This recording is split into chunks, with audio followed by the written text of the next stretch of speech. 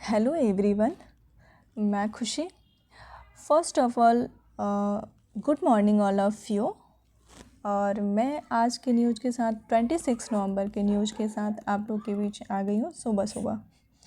तो आज है 26 नवंबर और 26 नवंबर का जितने भी न्यूज़ होते हैं, न्यूज़ का निचोड़ होता है, उसका हम लोग इस वीडियो में डिस्कशन करेंगे। ओके, तो आज हम लोग देखते हैं कि 26 नवंबर का फर्स्ट क्वेश्चन हमारे बीच में क्या है। तो अंतर्राष्ट्रीय महिला हिंसा उन्मूलन दिवस कब मनाया जाता है। पहला है कि अंतर्राष्ट्रीय महिला हिंसा उन्मूलन दिवस कब मनाया जाता है, तो यह है 25 नवंबर को मनाया जाता है। तो क्यों मनाया जाता है, तो महिलाओं के खिलाफ हिंसा उन्मूलन का अंतर्राष्ट्रीय दिवस 25 नवंबर को मनाने का निर्णय 1981 में लिया गया था। क्यों, लैटिन अमेरिका और कैरिबियाई नारीवादी कार्यकर्ताओं के सम्मेलन में लिया गया, क्योंकि यहाँ इस तारीख को मिराबल बहनों की याद में जो डोमिनिकन गणराज्य में तानाशाही के खिलाफ संघर्ष करते हुए 1960 में हत्या की शिकार हुई थी। इन्हीं लोगों की याद में 25 नवंबर को हम लोग महिलाओं के खिलाफ हिंसा उन्मूलन का अंतर्राष्ट्रीय दिवस मनाते हैं। तो ये जो दिवस है, जैसे कि हम लोग हर डे को किसी न किसी दिवस में मनाते हैं, तो ये क्यों मनाया जाता है, इसका कोई ना कोई उद्देश्य होगा। तो इसका मेन उद्देश्य होता है जागरूकता बढ़ाना। अब जैसे महिलाओं के लिए मनाया जाता है, तो महिलाओं के खिलाफ हिंसा के विभिन्न रूपों और इसके दुष्प्रभावों के बारे में जानकारी फैलाना होता है। नीतियाँ बनाना, सरकारों और संगठनों के महिलाओं की सुरक्षा के लिए सख्त कानून कौन सा क्या बन रहा है, इस सब के बारे में जानकारी देना। सामाजिक बदलाव, पितृसत्तात्मक सोच को खत्म कर समानता और समान पर आधारित समाज का निर्माण करना। तो ये तीन मेन उद्देश्य होता है जिसके कारण हम लोग किसी डे को स्पेशल डे के रूप में मनाते हैं, जिससे जागरूकता फैले। निम्न में से किन भारतीय को नवंबर 2024 में doctor Martin Luther king junior विश्व शांति पुरस्कार से सम्मानित किया गया है। किसको किया गया है, तो ये है हमारे नरेंद्र मोदी। और ये जो मार्टिन लूथर किंग जूनियर विश्व शांति पुरस्कार दिया गया है, तो ये कौन सा कंट्री दिया, तो अमेरिका के द्वारा दिया गया है। ये हमारे मोदी जी जहाँ भी जाते हैं एक सम्मान अपने नाम कर ही लेते हैं।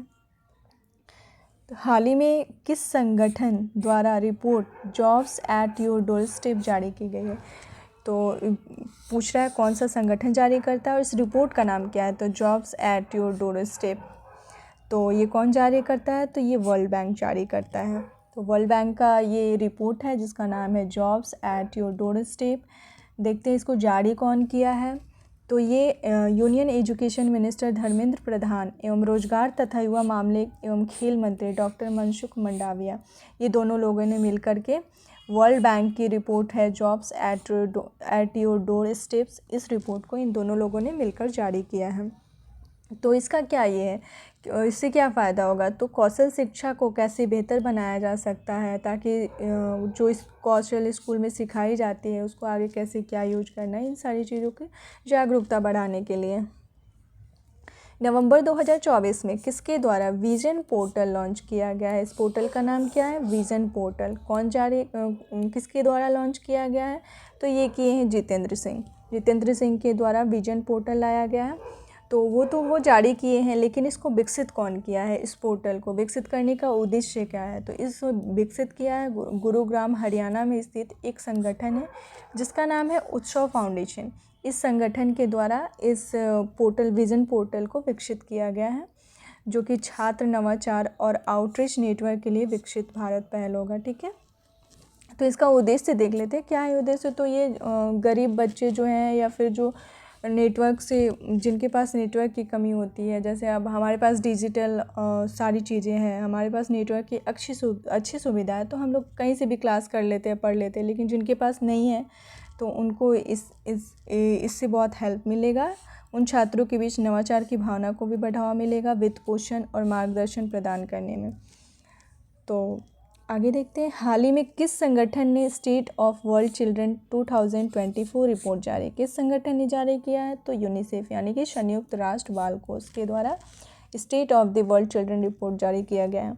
यहाँ देख सकते हैं कि यूनिसेफ ने हाल ही में the state of the world children जारी किया है। और इसको जारी कब से किया जाता है, तो 1980 से ही इसको जारी किया जाता है, जो कि बच्चों के जीवन को प्रभावित करने वाले 3 वैश्विक शक्तियों को जांच करती है कि कैसे कैसे है। तो जनसंख्या परिवर्तन, जलवायु संकट और विघटनकारी प्रौद्योगिकी, मतलब इन सारी चीज़ों से बच्चे कैसे प्रभावित होते हैं, इन सारी चीज़ों का ये जांच करता है। किस राज्य में देश के पहले संविधान संग्रहालय का उद्घाटन किया गया, किस राज्य में किया गया, तो ये हरियाणा में किया गया है। तो इसके साथ ही हम लोग देख लेते हैं कि अभी अभी जो पहले संग्रहालय का उद्घाटन हुआ है वो और सब क्या है। तो वैदिक 3D संग्रहालय ये वाराणसी में किया गया है। बजरा विरासत संग्रहालय महाराष्ट्र के वाशिम में किया गया है। ये सब पहला है, इसलिए इसे ध्यान में रखना होगा, ये सब पहला है और संग्रहालय का हुआ है। तो किसी भी एग्ज़ाम में ये पूछेगा। भारत का पहला समुद्री संग्रहालय लोथल, गुजरात के लोथल में है। भारत का पहला चंदन संग्रहालय कर्नाटक। भारत का पहला रेल संग्रहालय दिल्ली में है। हिंदी साहित्य संग्रहालय वाराणसी में। तो ये दोनों वाराणसी में है और ये सारे अलग अलग जगह जिसे मैंने आपको पढ़ा दिया। अमेरिका के नवनिर्वाचित राष्ट्रपति डोनाल्ड ट्रंप ने वित्त मंत्री के रूप में नामित किया गया है। तो ये वित्त मंत्री कौन बने हैं यहाँ के, अभी तो स्कॉट बेसेंट बने हैं। तो आप लोग को हमें कमेंट बॉक्स में बताना है कि ये जो डोनाल्ड ट्रंप बने हैं ये कितने नंबर के राष्ट्रपति बने हैं।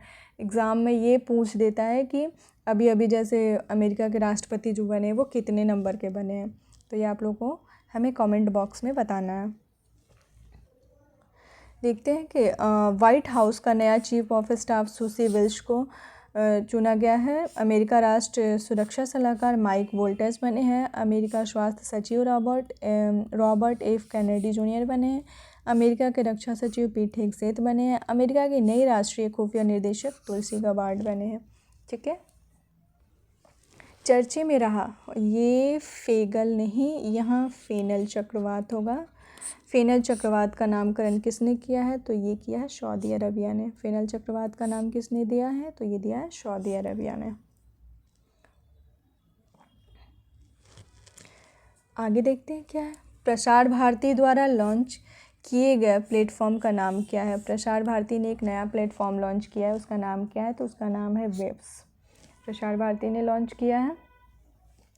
प्रसार भारती ने अपना OTT प्लेटफॉर्म वेब लॉन्च किया है। प्रसार भारती ने अपना OTT प्लेटफॉर्म, ये ऐप एंड्रॉयड और iOS पर आधारित है। इसे वेब्स फैमिली एंटरटेनमेंट की नई लहर के रूप में प्रमोट किया गया है। वेब्स ऐप के माध्यम से प्रसार भारती ने डिजिटल युग में कदम बढ़ाते हुए मनोरंजन की नई संभावनाओं को खोल दिया। डिजिटल युग में कदम बढ़ाया है किससे, तो प्रसार भारती ने अपना पहला OTT प्लेटफॉर्म वेब्स नाम से लॉन्च किया है।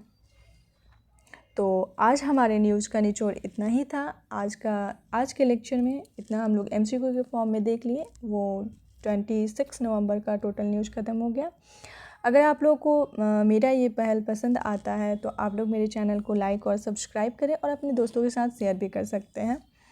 तो मिलते हैं नेक्स्ट लेक्चर में, नेक्स्ट डे और नेक्स्ट न्यूज़ के साथ। ओके।